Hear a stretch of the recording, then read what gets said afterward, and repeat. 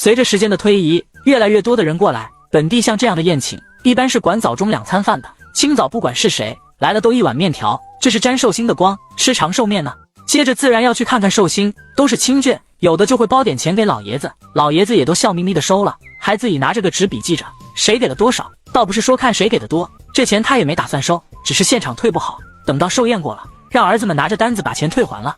忙忙碌碌的，很快就到了开中午席。林浩原本打算拿着托盘上菜，但有3个表哥，还有同村的同辈兄弟好几个，这活也轮不到他。今天你是客，要有当客人的自觉。冯新华见他无所事事，便打趣了一句。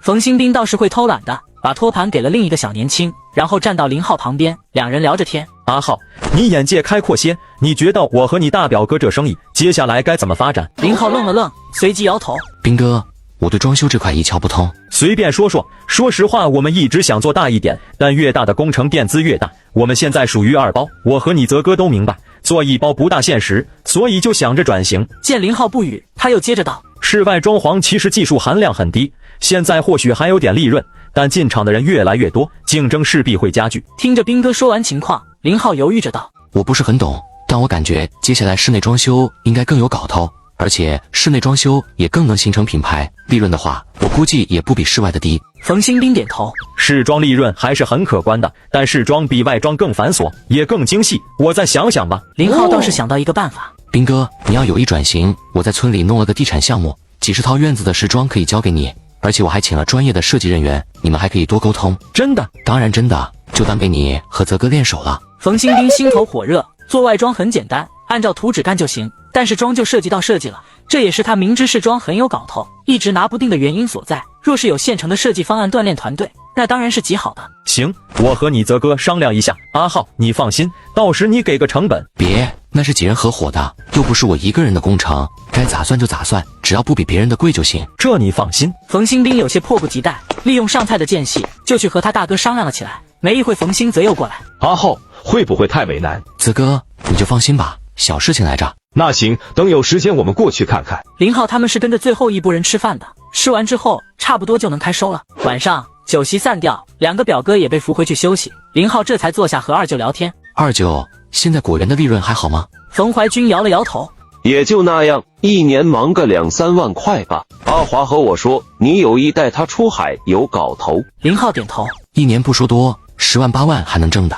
别是亲戚额外照顾吧？那不会，不过二舅，出海有一定风险。冯怀军摆摆手，他在工地上也要爬高，只要干事情，哪有一点风险没有的？你2个老表做室外装潢，有时候还不是自以上，吊在10多层的高楼上，各人各命。林浩犹豫着又说及另一件事，这里的茶叶不错，但我感觉市场做得不好。二舅，你要不嫌麻烦，就每年春季帮我收一次茶吧，如果能包山种茶就更好。他本想让大舅和二舅养猪，今天吃了那猪肉，确实要比他在集市买的口感好很多，但养猪很麻烦，况且现在天浩对宾县的运输成本太高，比如说家里养殖场的鸡鸭，其实京城包总那里的药量很大。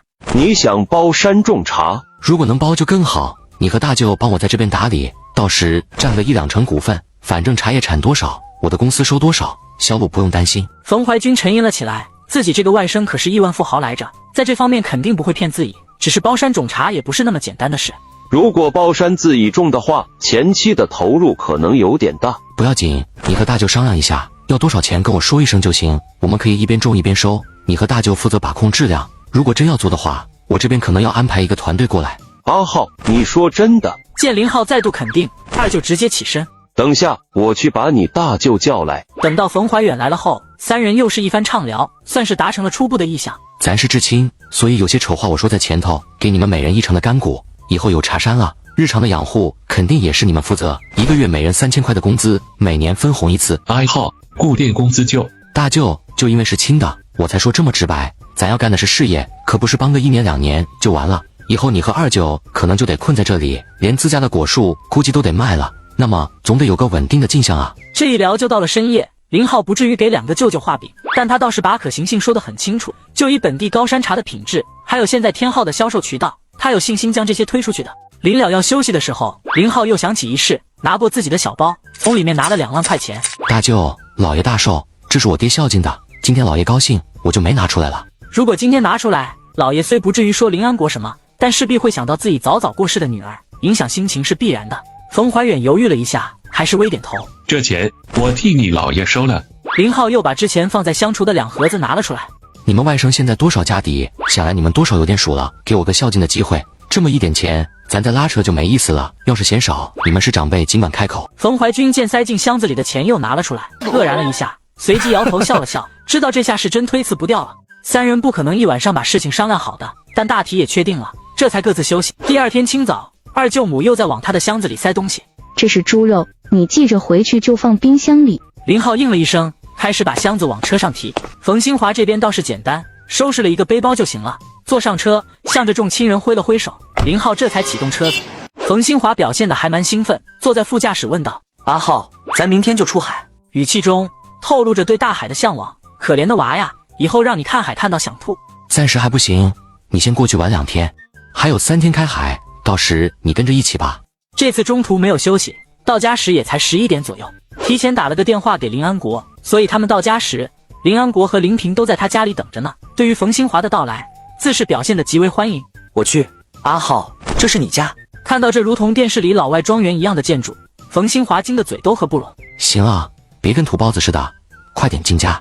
林安国已经和冯新华聊上了。你爷爷身体还好吧？好着呢，能吃能睡，还能骂人。林安国想到老爷子的习惯，咧嘴笑了笑。来了就别急着走，在家里多住些日子，该把你老婆跟孩子都带来的。林浩把阿和也叫了过来，所以中午饭还是蛮热闹的。饭后让冯新华休息了一会，下午的时间先带着他在村里转了转，然后又到码头边看了海。